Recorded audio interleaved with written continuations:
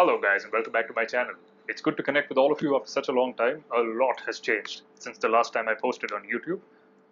Let's discuss this unprecedented situation we pilots find ourselves in the middle of. Is all hope lost? Is there opportunity in the darkness? Is there a silver lining to this cloud? Let's dive right in.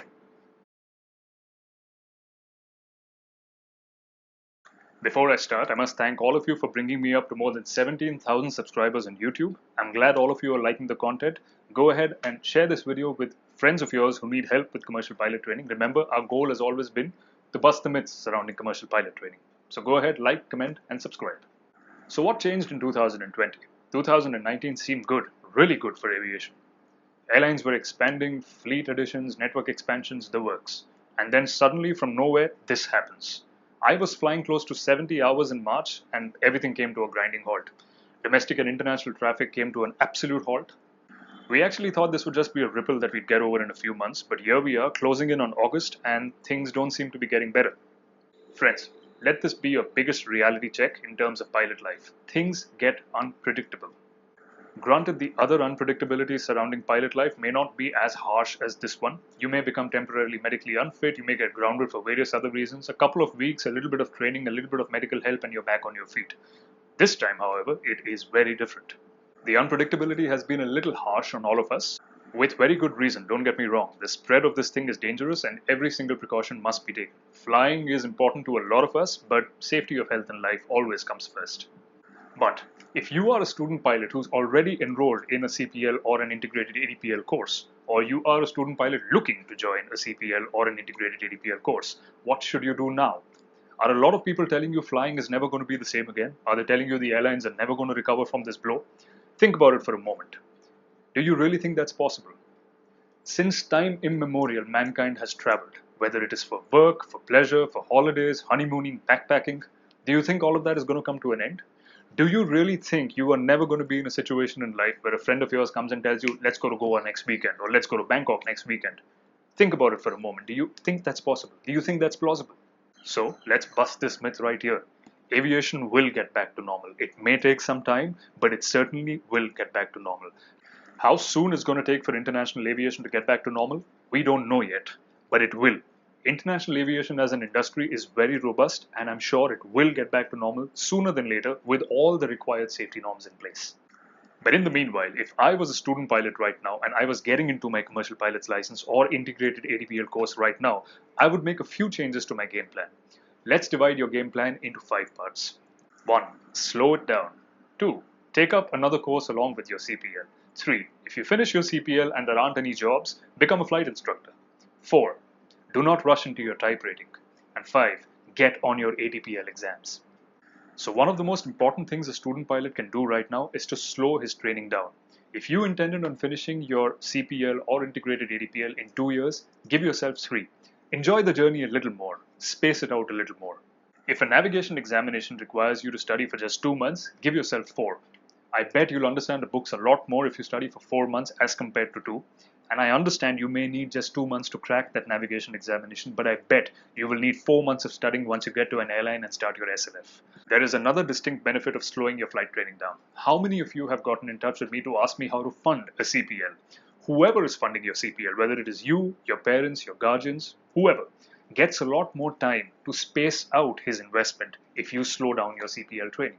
I understand it's not an ideal situation. We are slowing our CPL training down to be a little tactful in order to chase the job market that's going to get moved a little into the future, but this is the best we can do right now.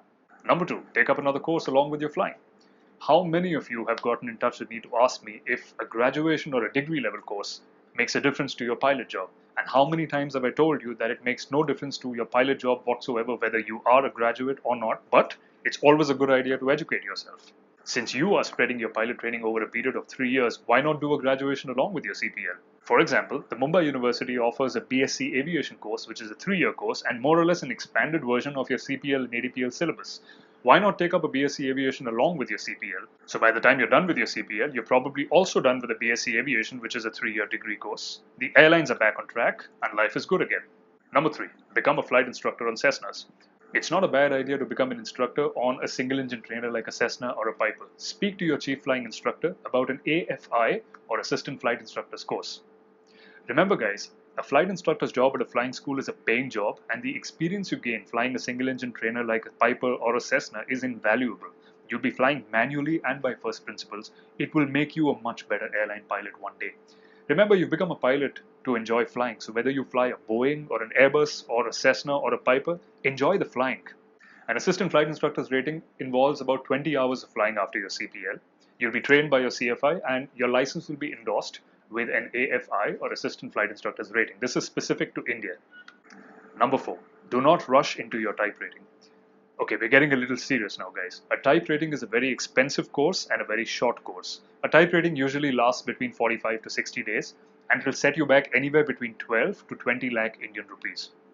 Also, a type rating comes with an expiry, which means if you do your type rating today, the instrument rating on that type rating becomes due in 365 days from the day you did your instrument rating check.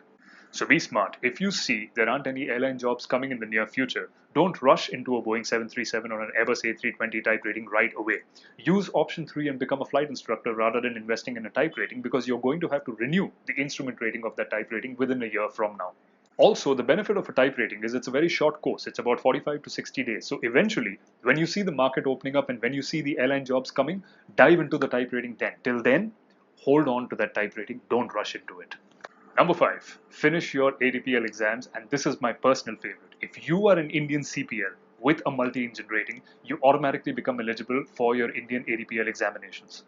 I happen to think Indian ATPL exams are among the most challenging in the world because they contain oral exams as well. To get an Indian ATPL, you need to clear 3 examinations: navigation, radio aids, and metrology. 2 of the 3 examinations contain oral exams.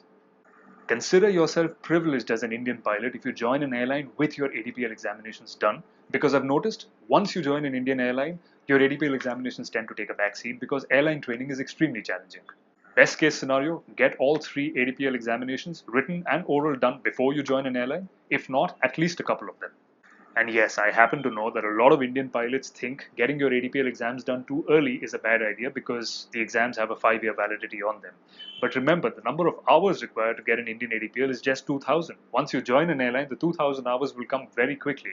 But clearing your ATPL examinations whilst you're in an airline is challenging because you have a lot to study in terms of airline training. It is very easy to finish the 1,500 to 2,000 hours required for an ATPL within the 5 years. So go ahead and get your ATPLs done, especially in times like these.